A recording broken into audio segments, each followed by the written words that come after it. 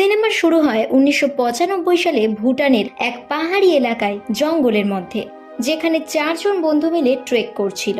2 জন ছেলে বন্ধুর নাম ছিল পল এবং রে, এবং 2 জন মেয়ে ছিল, তাদের নাম ছিল ফিয়েনা এবং রুথি। তারা আগের রাস্তায় ট্রেক করতে করতে যাচ্ছিল।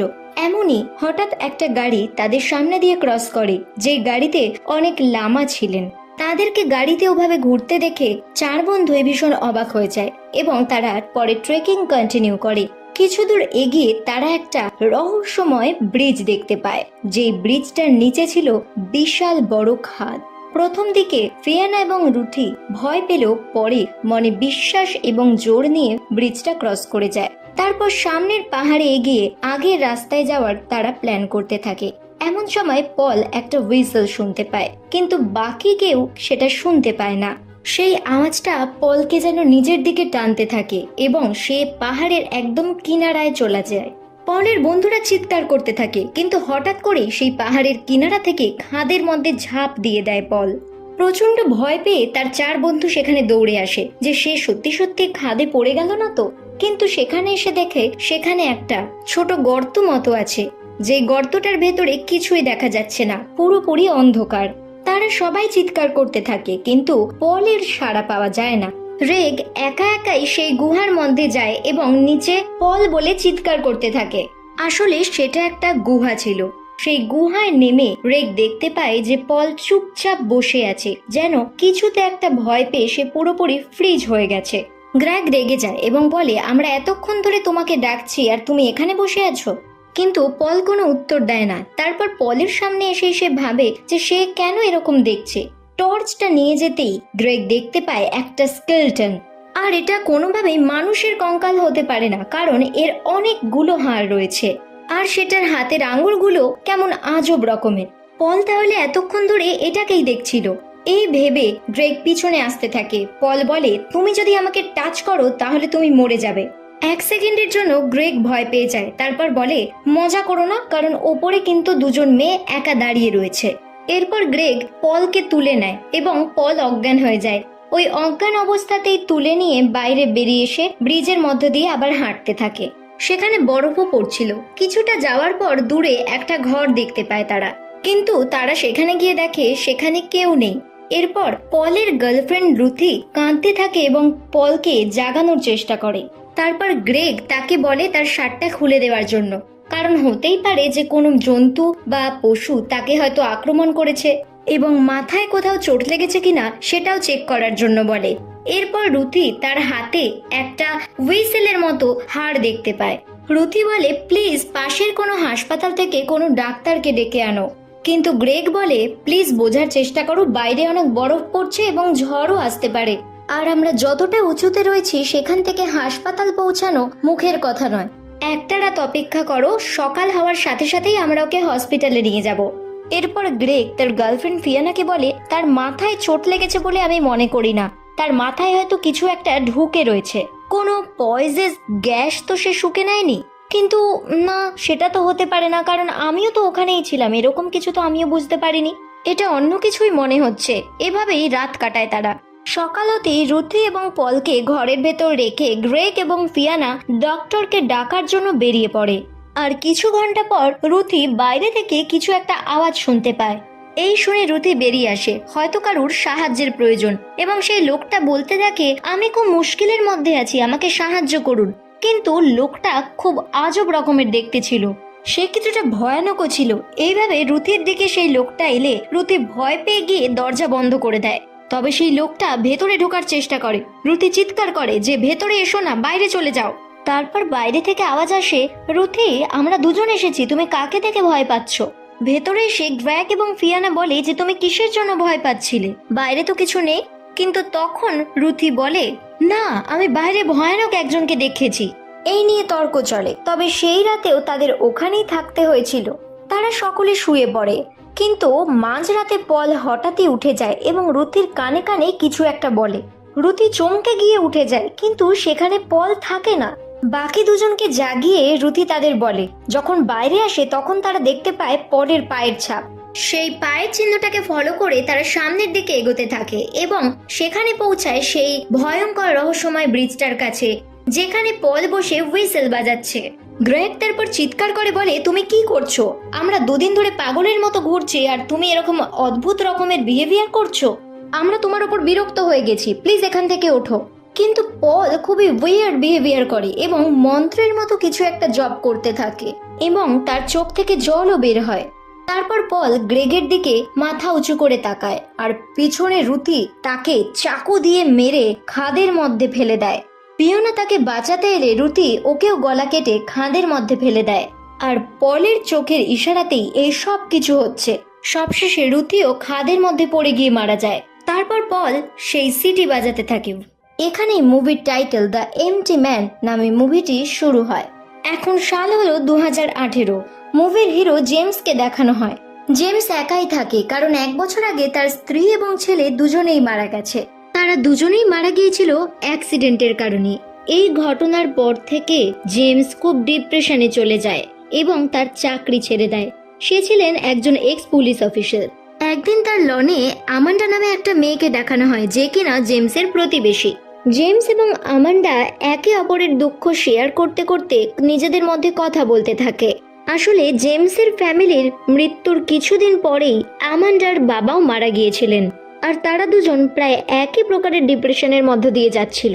জেমস বলে, তোমার মা এখন কেমন আছেন? আমান্ডা বলে, এখন তিনি ঠিক আছে। এরপর সে বড় জ্ঞানদাতার মতো কথা বলতে থাকে এবং বলে, এটা আমাদের জীবন না, আসল জীবন তো আমাদের খেয়ালে চলছে। আমরা যদি সত্যিটা বুঝতে পারি তাহলে আমাদের ভাগ্যটাও হয়তো বদলে যাবে। এত ছোট একটা মেয়ের থেকে এরকম কথা শুনে জেমস সত্যি অবাক হয়ে যায়। এরপর আমান্ডার মম তাকে কল করলে সে সেখান থেকে চলে যায়। সেই দিন রাত্রে জেমস শুয়েছিল, কিন্তু তার বিভিন্ন ডিস্টার্বিং স্বপ্ন আসছিল, যেখানে সে তার পত্নী এবং তার ছেলের অ্যাক্সিডেন্ট দেখতে পায়। সে চমকে গিয়ে ঘুম থেকে উঠে যায় এবং একটা ট্যাবলেট খায়, যেটা সে ডিপ্রেশনের জন্য গ্রহণ করে। এখান থেকেই গল্প শুরু হয়। পরের দিন দেখানো হয় ডে ফার্স্ট। আমান্ডার মা তাকে জাগানোর চেষ্টা করে, কিন্তু সে কোনো সাড়া দেয় না। এরপর কোনো সাড়া না পেয়ে আমান্ডার মা তার ঘরে গিয়ে অবাক হয়ে যায়। তারপর দেখানো হয় জেমস সেখানে চলে এসছে এবং আমান্ডার মা তাকে জড়িয়ে ধরে কাঁদতে থাকে। জেমস তাকে বলে, আপনি কি পুলিশে খবর দিয়েছেন?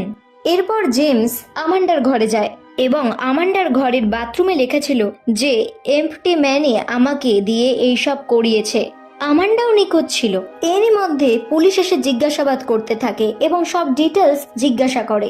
সেই পুলিশ অফিসার আমান্ডার মাকে জিজ্ঞাসা করে যে সে 18 বছরের মেয়ে, সে ব্যাগ প্যাক করে রেখেছে, তাহলে কি সে কারোর সাথে পালিয়ে গেছে, বা ওর কি কোনো মানসিক সমস্যা হয়েছে, বা কোনো মেন্টাল স্ট্রেস বা ডিপ্রেশনের মধ্য দিয়ে যাচ্ছে, বা আপনি ওকে কিছু বলে দেননি তো, সে কি মেন্টালি আনস্টেবল নাকি ড্রাগ অ্যাডিক্টেড। এভাবেই বিভিন্ন রকমের জিজ্ঞাসাবাদ চালিয়ে যায় সে। এরপর কেঁদে আমান্ডার মা জবাব দেয় যে 2 বছর আগে ওর বাবা মারা গেছে এবং সেই ফেজটা থেকে ও বেরিয়েও এসেছে। এখন জানি না ওর কি হয়েছে। আপনি যেরকম ভাবছেন তেমনটা একেবারেই নয়। পুলিশ বলে, আমরা ওকে ঠিক খুঁজে নিয়ে আসবো, আপনি একদম চিন্তা করবেন না। এরপর সেই পুলিশ অফিসার সেখান থেকে চলে যায়। আমান্ডার ঘরে বসে তার মা কাঁদছিল। এমনই সময় ঘরে জেমস আসে এবং আমান্ডার বিভিন্ন জিনিসপত্রগুলো চেক করতে থাকে। এরপর সে একটা কাগজ খুঁজে পায়, যেখানে পন্টিফেক্স ইনস্টিটিউট বলে একটা ইনস্টিটিউটের নাম লেখা ছিল আর পিছন দিকে টুলপা নামে কিছু একটা লেখা ছিল। জেমস সেটা নিজের কাছে রেখে দেয় এবং আমান্ডার মা তাকে জিজ্ঞাসা করে যে সেই পুলিশ অফিসারগুলো পেটসের ব্যাপারে কেন জিজ্ঞাসা করছিল। তখন জেমস বলে যে আমান্ডার বাথরুমে যে রক্ত দিয়ে লেখা আছে সেটা আমান্ডার রক্ত নয়, বরং কোনো জন্তু জানোয়ারের রক্ত। তার মা আরো অধৈর্য হয়ে যায় এবং বলে, প্লিজ আমার মেয়েকে খুঁজে এনে দাও। জেমস আমান্ডার ফ্রেন্ডের অ্যাড্রেস বার করে দেয় এবং নিজের মতো ইনভেস্টিগেশনও শুরু করে দেয়। জেমস আমান্ডার স্কুলে গিয়ে তার বেস্ট ফ্রেন্ড ডেবোরার সাথে দেখা করে। সেও কিছুটা ভীত অবস্থায় ছিল। কথায় কথায় ডেবোরা সিগারেট চায়। জেমস বলে, তুমি একজন স্কুল স্টুডেন্ট, সেটা তোমার মনে নেই? কিন্তু সিগারেট না দেওয়ার কারণে সে জেমসের কথার ঠিক উত্তর দিচ্ছিল না। এই কারণে ডেবোরাকে গাড়িতে বসিয়ে তাকে একটা সিগারেট দেয় জেমস এবং তাকে জিজ্ঞাসা করে, এমটি ম্যানের ব্যাপারে তুমি কি জানো? আমান্ডা কি তোমাকে কিছু বলেছে? এই কথা শুনে সে আশ্চর্য হয়ে যায় এবং জেমসকে একটা গল্প শোনায়। এই শহরে একটা ব্রিজ আছে যেখানে দুজন মেয়ে তারা হ্যাং আউট করতে যায়। ওই দিনই এক রাত্রিরে আমান্ডা ডেবোরার সাথে সেই ব্রিজে গিয়েছিল। হঠাৎই আমান্ডা কিছু অদ্ভুত রকমের কথা বলতে থাকে। সুইসাইড, অ্যাক্সিডেন্ট টাইপের নেগেটিভ কথাবার্তা। তার বয়ফ্রেন্ড বিয়ার খেয়ে বেহুশ ছিল। ওই ব্রিজের মধ্যেই একটা ম্যানহোল ছিল, সেখান থেকে একটা ছেলে ও একটা মেয়ে বেরিয়ে আসে। আমান্ডা তার বয়ফ্রেন্ডকেও এরকম নেগেটিভ কথা বলতে থাকে এবং এমনভাবে বলে যেন সে জীবনের প্রতি বিরক্ত হয়ে গেছে। তারপর হঠাৎ করেই একটা খালি বটল দেখতে পায় এবং বটলটা হাতে নিয়ে সে বাকি ফ্রেন্ডদের উদ্দেশ্যে বলে, দেখো ফ্রেন্ডস, এটা একটা খালি বোতল, চলো আমরা এই খালি ব্রিজে এই খালি বোতলটা রেখে এমটি ম্যানকে ডাকি। ফ্রেন্ডসরা বলে, এসব কি উল্টোপাল্টা বকছো, কিন্তু তবুও ইন্টারেস্টিং লাগছে, চলো তোমার গেম খেলা যাক। এবার আমান্ডা সেই বোতলটার মধ্যে ফু দেয় এবং বাকি বন্ধুদেরও সেই একই কাজ করতে বলে। ডেবোরা ভীষণ ভয় পায় এবং সে এগুলো করতে চায় না, কিন্তু বন্ধুদের জোড়াজোড়িতে সেও এই বোতলের মধ্যে ফু দেয়। অ্যামান্ডা ওখানে বসে এই বোতলের মধ্যে ফু দিতে থাকে এবং এমটি ম্যান বলে চিৎকার করতে থাকে। হঠাৎ করে জোরে হাওয়া দিতে শুরু করে। পুরো ব্রিজ অন্ধকারে ডুবেছিল এবং ব্রিজের ওপার থেকে একটা আওয়াজ আসছিল, মনে হয় যেন সেখানে কেউ একজন আছে। এরপর তারা সবাই চিৎকার করতে থাকে, তুমি যেই হও না কেন সামনে এসে কথা বলো। কিছুক্ষণ পরেই সেখানে ফু দেওয়ার জোরে আওয়াজ হয়। তারপর কারোর একটা দৌড়ানোর আওয়াজ শুনে তারা সবাই সেখান থেকে পালাতে থাকে। ডেবোরা বলে, ওই ঘটনার পরের দিন আমি আমান্ডাকে মলের মধ্যে দেখেছিলাম, কিন্তু ওকে দেখে আমার ভয় লাগছিল, কারণ ডেবোরা দেখেছিল যে আরেকটা বন্ধুর কানে কানে আমান্ডা মন্ত্রের মতো যেন কিছু একটা বলছে এবং তার সেই বন্ধুটাও একদম ফ্রিজ হয়ে আছে। তারপর স্কুলের ইনস্টিটিউশনে মেডিটেশন করতে দেখানো হয় এবং ডেবোরা বলে, আমার কিছু ঠিক লাগছে না, আমাকে এখান থেকে যেতে হবে। কিন্তু জেমস তাকে আটকায় এবং বেন্ডেন অর্থাৎ যেই ছেলেটার কানে আমান্ডা মন্ত্র পড়ছিল সেই ছেলেটার বাড়ির অ্যাড্রেস নিয়ে তার বাড়িতে যায় এবং দেখে তার মা খুব কাঁদছে। আমান্ডার মতো বেন্ডেনও পালিয়ে গেছে বা নিখোঁজ হয়ে গেছে। জেমসের এই ব্যাপারগুলো খুবই অদ্ভুত লাগে এবং আরেক বন্ধু লিজার বাড়িতে যায় সে। ওখানে না ছিল লিজা না তার ফ্যামিলি। জেমস লিজার ঘরে যায় এবং সেই একই রকমের কাগজ যেটা সে আমান্ডার ঘরে দেখেছিল, ফন্টিফেক্স ইনস্টিটিউশন নামে সেই কাগজটা দেখতে পায়। আর দেওয়ালে একটা কালো পোস্টার ছিল যেটা কিনা পুরো খালি ছিল। জেমস এমনই পোস্টার আমান্ডার ঘরেও দেখেছিল। মনে তো হয় দুটোর মধ্যে নিশ্চয়ই কোনো কানেকশন আছে। এরপর জেমস বাইরে আসে এবং এসে দেখে একটা ছোট কুকুরকে খুব নৃশংসভাবে মেরে তার দেহটা একটা পাত্রের মধ্যে রাখা আছে। এরপর হলেও কিছুটা বোঝা যায় যে আমান্ডার বাথরুমে কার রক্ত দিয়ে সেই লেখাটা লেখা হয়েছিল। এরপর জেমস আমান্ডার মাকে কল করে তাকে জিজ্ঞাসা করে আমান্ডার কি কোনো বদঅভ্যাস ছিল বা কোনো বাজে সঙ্গ, বাজে বন্ধু। কিন্তু আমান্ডার মা বলে, যতদূর জানি আমার এরকম কিছু জানা নেই। জেমস তাকে ফন্টিফেক্স ইনস্টিটিউশনের ব্যাপারেও জিজ্ঞাসা করে, কিন্তু তার মা এই সম্পর্কে কিছুই জানে না। জেমস এরপর বুঝতে পারে না যে ঠিক কোথা থেকে শুরু করবে। সে বিভিন্ন জনকে জিজ্ঞাসাবাদ করতে থাকে, আমান্ডার স্কুলের ম্যাম, সিনিয়র, জুনিয়র প্রভৃতি। শেষ পর্যন্ত জেমস সেই ব্রিজটায় যায় যেখানে আমান্ডা এবং তার ফ্রেন্ডসরা হ্যাং আউট করতে যেত। ব্রিজে চলতে চলতে সে পাখির ডাকের আওয়াজ পায় এবং কিছুটা এগোনোর পরই সে সেখানে ওই খালি বোতলটা দেখতে পায়। জেমস ওই বোতলে ফু দেয় এবং তখনই সেখানের সমস্ত আওয়াজ বন্ধ হয়ে যায় এবং অবাক হয়ে সে আশেপাশে দেখতে থাকে। তখনই সে হুইসেলের আওয়াজ পায় আর আওয়াজ সেই ম্যানহোলের মধ্য থেকে আসছিল, যেখান থেকে সেই রাতে একটা মেয়ে আর একটা ছেলে উঠেছিল। জেমস সেখানে নিচে নেমে যখন দেখে, সে দেখতে পায় আমান্ডার কয়েকজন বন্ধুর দেহ ফাঁসি দিয়ে ঝোলানো আছে। এরা সেই রাতে আমান্ডার সাথেই ছিল। এরপর জেমস পুলিশকে ফোন করে এবং পুলিশ এসে সেখানে বাকি ফর্মালিটিস করতে থাকে। জেমস তার হাতে থাকা কাগজটা দেখতে থাকে এবং ভাবতে থাকে যে এই ফন্টিফেক্স ইনস্টিটিউশনেই কোনো রহস্য লুকিয়ে রয়েছে। এরপর ডেবোরাকে দেখানো হয় যে কিনা একটা স্পাতে স্টিম বাথ করতে এসেছে। স্টিম বাথের মধ্যে সে একটা রূপ দেখতে পায় আর এই হলো সেই এমটি ম্যান। সে ডেবোরাকে একটা কাঁচি দিয়ে তার চোখ উপড়ে নিচ্ছিল। আসলে ডেবোরা নিজেই একটা কাঁচি ধরে তার নিজের চোখ খুবলে নিচ্ছিল এবং সেখানেই মারা যায়। এরপর পুলিশ স্টেশনে জেমসকে দেখানো হয়। জেমস জানতে পারে যে ডেবোরা মারা গেছে এবং জেমস একজন পুলিশ অফিসারকে এ ব্যাপারে জিজ্ঞাসা করতে থাকে। অফিসার বলে সে হয়তো সুইসাইড করেছিল, কিন্তু জেমস চিৎকার করে বলে, এগুলো আপনি কি বলছেন? এর পরের সিনে জেমসকে বেরিয়ে আসতে দেখা যায় এবং ডেবোরার লাশ দেখানো হয়। ব্যাকগ্রাউন্ডে অফিসার বলে, তোমার কোনো ধারণা আছে এখানে এই শহরে প্রায়ই খুন হয়, কিছুদিন আগে একজন মা তার সন্তানকে খুন করে একটা কুকুরকে খাইয়ে দিয়েছিল, সেটা কি জানো? আর দেওয়ালে লিখে দিয়েছিল যে এমটি ম্যান আমাকে দিয়ে এগুলো করিয়েছে। আর এটাও ডেবোরার কেসেও হয়েছে। তুমি কি মনে করো যে এই কেসগুলোর মধ্যে কোনো একটা লিঙ্ক থাকতে পারে? 1-2 মাস নয়, এগুলো অনেক বছর ধরে চলে আসছে। তুমি কি এর কোনো সলিউশন বার করতে পারবে? এটার কি কারণ এবং এটা ঠিক কে করছে আমরা কিছুই বুঝতে পারছি না। এই সমস্ত কিছু শুনে জেমস বাড়িতে আসে এবং গুগলে সার্চ করে ফন্টিফিক্স ইনস্টিটিউশনের ব্যাপারে এবং সাথে সাথে ডেবোরার রেকর্ডেড কথাও শুনতে থাকে। ওখানে জেমস বলেছিল যে বোতলে ফু দেওয়ার জন্য এমটি ম্যান কিভাবে সেখানে আসবে। তাকে বলা হয়েছিল প্রথম দিন আগে আপনি তার আওয়াজ শুনতে পাবেন, দ্বিতীয় দিন আপনি তাকে দেখতেও পাবেন এবং তৃতীয় দিন আপনি তাকে অনুভবও করতে পারবেন। এই সমস্ত কিছু শুনেই জেমস আবার সার্চ করতে থাকে, কিন্তু ফন্টিফিক্স ইনস্টিটিউশনের ব্যাপারে কোনো রেজাল্টই গুগলে আসে না। কিন্তু ফন্টিফিক্স সোসাইটির রেজাল্ট আসে। সে লিংক ওপেন করে এবং জানতে পারে সেটা একটা সোসাইটি এবং সেখানে অনেক মেম্বাররাও রয়েছে যারা কিনা কালা জাদু, আত্মাকে বশ করা, পশু হত্যা এসব করে থাকে। আমান্ডার ঘর থেকে জেমস যে কাগজ পেয়েছিল তাতে তুলপা লেখা ছিল। সে ওই শব্দটাকে সার্চ করে এবং তার মনে হয় যে এই সোসাইটি এবং এই বাচ্চাদের মৃত্যুর কোনো একটা কানেকশন তো রয়েছেই। তারপর আমান্ডার মা জেমসের জন্য খাবার নিয়ে আসে এবং ফুপিয়ে ফুপিয়ে কাঁদতে থাকে। মেয়ের জন্য তো সে দুঃখ পায়, অপরদিকে জেমসের জন্য সে দুঃখ পেতে থাকে। জেমস তাকে শান্ত করে এবং একটা ড্রিঙ্ক বানিয়ে দেয়। কিছুক্ষণ বাদে সে চলে যায়। জেমস আমান্ডার সন্ধানে ফন্টিফিক্স ইনস্টিটিউশনে পৌঁছে যায়। সেখানে গিয়ে সে আরো অনেক স্টুডেন্ট দেখতে পায়। সে রিসেপশনে গিয়ে কথা বললে তাকে একটা ফর্ম ধরে সেটাকে ফিল আপ করার জন্য বলা হয়।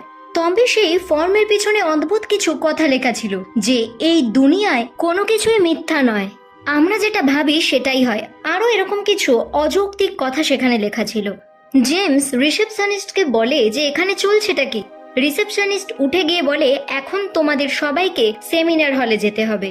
একজন উঁচা লম্বা করে লোক সেখানে বক্তৃতা দিচ্ছিল আর তার যারা শ্রোতা ছিল তাদের মধ্যে বেশিরভাগ লোকজনই মেন্টালি ডিস্টার্ব এবং সাইকো। তাদের সকলকে ব্রেন ওয়াশ করানো হচ্ছিল।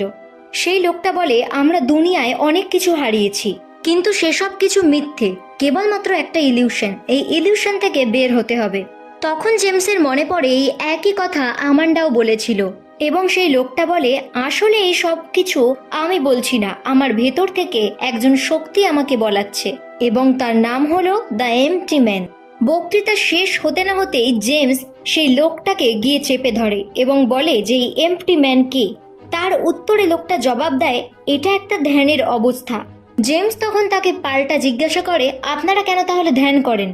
কিন্তু লোকটা ঘুরিয়ে ফিরিয়ে উত্তর দিতে থাকে এবং বলে তোমার দুঃখ, রাগ সবকিছু তুমি তোমার ভাবনার দ্বারা ডিজাইন করেছো, সেগুলো আসলে সত্যি নয়, শুধুমাত্র তোমার ভ্রম। এই গ্রুপের মধ্যেই আরেকটা লোককে দেখতে পায় জেমস, যাকে দেখে কিছুটা ফ্রেন্ডলি মনে হচ্ছিল। তাকে গিয়ে আমান্ডার ছবি দেখায়, কিন্তু সেই লোকটা আমান্ডাকে চিনতে পারে না। এরপর সেই বিল্ডিং এ জেমস ঘুরতে থাকে। কিছুটা যাওয়ার পর একটা ডরমেটরি দেখতে পায় যেখানে বেড ছিল, কিন্তু কিছু একটা দেখার পর সে ভয় পেয়ে যায়। সেখানে 4-5 জন লোক একটা কালো পোস্টারের সামনে বসে ধ্যান করছে। কিছুটা আগে গিয়ে সে দেখতে পায় একটা সেলফ, যাতে করে রেকর্ডিং ফাইলস রয়েছে। একটা জায়গায় কিছু লোক বসে কালো জাদুর কোনো প্রক্রিয়া চালাচ্ছে। তার মধ্যে থেকে একজন মহিলা বলে আমাদেরকে বলো তুমি এখানেই আছো। মহিলার এই কথা শুনে জেমস লুকিয়ে পড়ে। অ্যাকচুয়ালি সে এমটি ম্যানের সাথে কথা বলছিল। সে বলছিল তুমি তোমার রূপ আমাদেরকে দেখাও। তখনই সেখানে গার্ড চলে আসে এবং তাকে বাইরের দিকে ধাক্কা দেয়। বাইরে সেই ছেলেটাই বসেছিল যাকে কিনা সে আমান্ডার ছবি দেখিয়েছিল। তারপর সেই ছেলেটা তাকে বলে যে হ্যাঁ আমি আমান্ডাকে চিনি। এই বলে সে জেমসকে সিসিটিভি ক্যামেরার থেকে দূরে নিয়ে যায়, কিন্তু সে লেভেল 2-তে আছে আর এখানকার লোক এখন লেভেল 1-এ রয়েছে। আর এই সোসাইটির লোক যেমন তেমন না, পরবর্তী 500 বছরের জন্য এরা তাদের প্রাণ এখানে রেখেছেন। এরপর জেমস ম্যাপে সেই ফন্টিফিক্স ক্যাভের লোকেশন দেখে। জেমস গাড়ি নিয়ে সেখানে যায়। ওই জায়গাটার নাম হলো এলসওয়্যার। সেখানে কেউ ছিল না, শুধুমাত্র একটা ভাঙাচোরা ঘর ছিল। সেই ঘরে গিয়ে জেমস অনেকগুলো ফাইল দেখতে পায়। তার মধ্যে একটা ফাইলসে আমান্ডার সমস্ত ডিটেলস সে দেখতে পায়, আর বাকি ফাইলগুলোতে আমান্ডার ফ্রেন্ডসদের ডিটেলস ছিল। তখন সে অবাক হয়ে দেখতে থাকে আসলে এগুলো করছে কে এবং তার উদ্দেশ্যটাই বা কি। তারপর সে একটা রেড ফাইল খুঁজে পায় যেটাতে জেমস লেখা আছে। সে ঘাবড়ে যায় এবং ধীরে ধীরে ফাইলটা খোলে, কিন্তু সেখানে তার কোনো ডিটেলস ছিল না, না কোনো পেপার। এরপর সে একটা ক্যাবিনেটে যায় এবং ভেতরে যাওয়ার সময় সে আজব কিছু ফিল করতে থাকে। সেখানে একটা ছেঁড়া ফাটা টেডি বিয়ার, একটা টিভি আর কিছু ভিডিও টেপস পড়ে। জেমস একটা টেপ টিভিতে লাগিয়ে দেখে এবং সেখানে দেখা যায় কিছু লোক ধ্যান করছে, কিন্তু তাদের মধ্যে থেকেই একজন লোক অদ্ভুত বিহেভ করে, যেন তার মধ্যে কোনো আত্মা ভর করেছে। সে নিজেই নিজের অঙ্গ কেটে দেয় এবং তার রক্ত দিয়ে ড্রয়িং করতে থাকে এবং সেই ড্রয়িং এ একজন লোক ধ্যান করছে। জেমস তারপর দেখে যে যেই জায়গাটা টিভিতে দেখানো হচ্ছে সেই জায়গার উপরেই জেমস বসে আছে। তারপর হঠাৎ করে একটা আওয়াজ শুনে সে পিছন দিকে তাকায়, কিন্তু সেখানে আর টেডি বিয়ারটা ছিল না। তারপর জেমস আবার টিভি দেখতে থাকে এবং টিভির সেই লোকটা জেমসের দিকে তাকিয়ে থাকে। তারপর হঠাৎ করেই টিভিটা অফ হয়ে যায়। জেমস তারপর বাইরে চলে আসে এবং জঙ্গলের ভেতর থেকে চেল্লানোর আওয়াজ পায় এবং সে একটা আলোও দেখতে পায়। সেই আলোটাকে ফলো করতে থাকে জেমস এবং ফলো করতে করতেই একটা খোলা জায়গায় এসে পৌঁছায় যেখানে একটা ক্যাম্প ফায়ার জ্বলছিল। সেই আগুনকে ঘিরে অনেকজন লোক দৌড়াচ্ছিল, জানো তারা কোনো প্রমিস পূরণ করছে। সবাই চিৎকার করতে থাকে। জেমস হঠাৎ করেই আকাশের দিকে তাকায় এবং মনে মনে ভাবে সে কেসটা প্রায় সলভই করে নিয়েছে। সে পুলিশ ফোর্সকে ইনফর্ম করতে যায়। এমন সময় হঠাৎ করেই সেই লোকগুলোর চিৎকার করা বন্ধ হয়ে যায় এবং তারা সবাই মিলে জেমসের দিকে একভাবে তাকিয়ে থাকে। জেমসের প্রায় হার্টবিট বন্ধ হয়ে যাওয়ার মতো অবস্থা হয়। এরপর এক পা পিছুতে পিছুতেই জেমস দৌড়াতে থাকে এবং সেই লোকগুলো তাকে চেস করতে থাকে। কোনোভাবে সে গাড়ির কাছাকাছি পৌঁছে যায়। লোকগুলো তার গাড়িতে উঠেই তাকে অ্যাটাক করতে যায়, কিন্তু জেমস জোরে গাড়ি চালিয়ে সেখান থেকে পালিয়ে যায়। তারপর পুলিশদের সব কথা সে জানায়, তবে তারা কিছু বিশ্বাস করে না এবং উল্টে জেমসকে বলে তুমি এই কেসটাকে আরো কমপ্লিকেটেড করছো এবং বলে শোনো তুমি এখন পুলিশ ফোর্সে নেই, আমাদের কাজ আমাকে করতে দাও, তুমি নাক গলিও না। তারপর জেমস সেখান থেকে চলে যায়।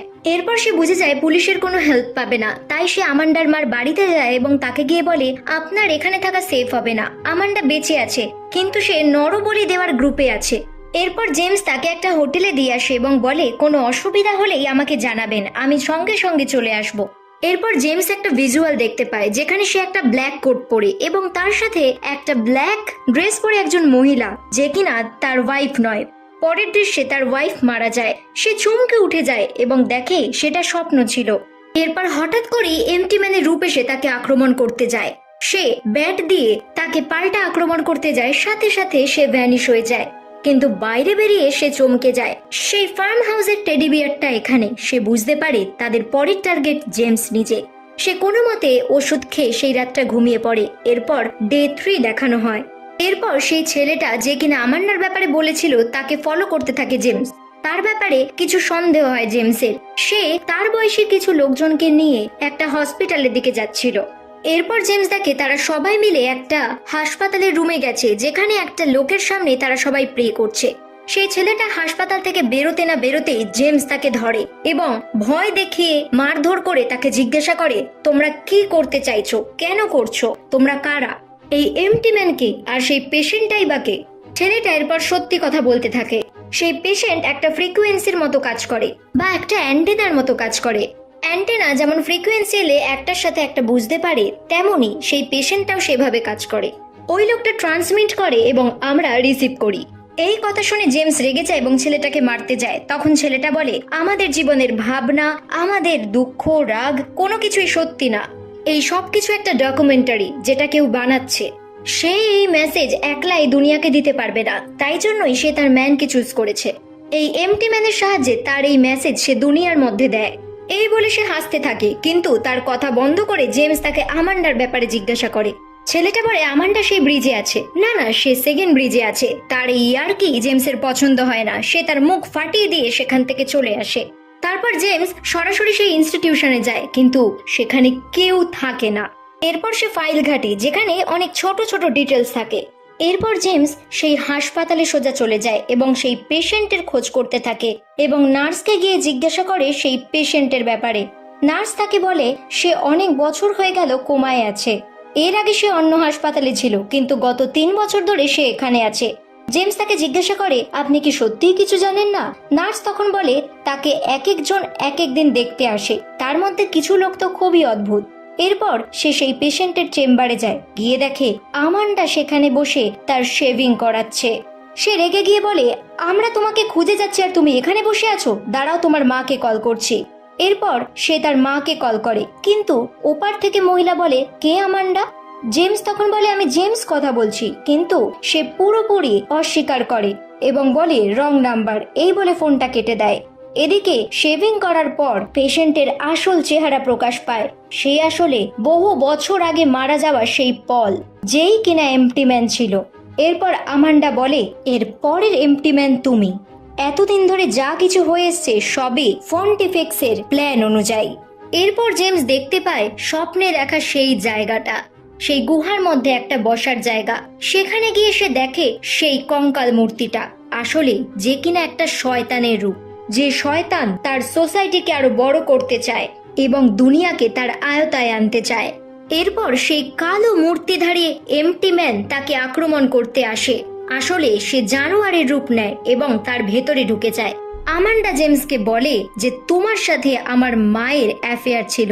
আসলে এ কথা সত্যি, আমান্ডার মায়ের সাথে জেমসের অ্যাফেয়ার হয়ে গিয়েছিল এবং সে তার বউ এবং ছেলেকে খুব একটা সময় দিত না। তার বউ ভালো করে ড্রাইভ করতে পারতো না এবং একদিন সেভাবেই অ্যাক্সিডেন্ট হয়। আসলে তার জীবনের জন্মানো থেকে প্রতিটা ঘটনাই ফন্টিফেক্স ইনস্টিটিউশনের ডিজাইন করা, তাদের প্ল্যান মাফিক। এই জন্য বারবারই তাকে বলা হয়েছিল যে জীবনের সবকিছু মিথ্যে, তোমার ভাবনা, তোমার জীবনের সমস্ত ঘটনা, এই সব কিছু। এরপর জেমস সেখান থেকে বেরিয়ে আসে এবং হাসপাতালে গিয়ে সেই রোগীকে খুন করে দেয়, অর্থাৎ পলকে মেরে ফেলে এবং মেরে বাইরে এসেই দেখে বাইরে সবাই তাকে চেস করছে এবং তারা সকলে বলছে, তুমি ট্রান্সমিট করো, আমরা রিসিভ করব। অর্থাৎ এর থেকে বোঝা যাচ্ছে সে এম্পটি ম্যানে রূপান্তরিত হয়েছে। এম্পটি ম্যান যে কোনো একজন মারা গেলে তারপরে 500 বছর ধরে এই প্রক্রিয়া চলতে থাকে, না তো শয়তান তার শক্তি প্রয়োগ করতে পারে না। এইভাবে পরের এম্পটি ম্যানও নির্বাচন করা আছে এবং তারও জীবন প্ল্যান মাফিকই এভাবে চলবে, ফন্টিফেক্স ইনস্টিটিউশনের প্ল্যান মাফিক। এখানে মুভি শেষ হয়। মুভিটা সম্পর্কে আপনাদের যদি কোনো রকম কোনো কনফিউশন থাকে তাহলে শেষ 5 মিনিট আবার দেখুন। আসলে জেমসের জন্ম থেকে শুরু করে পুরো ঘটনায় জীবনের প্রত্যেকটাই সাজানো এবং ডিজাইন করা, পুরোটাই ফন্টিফেক্সের কাজ।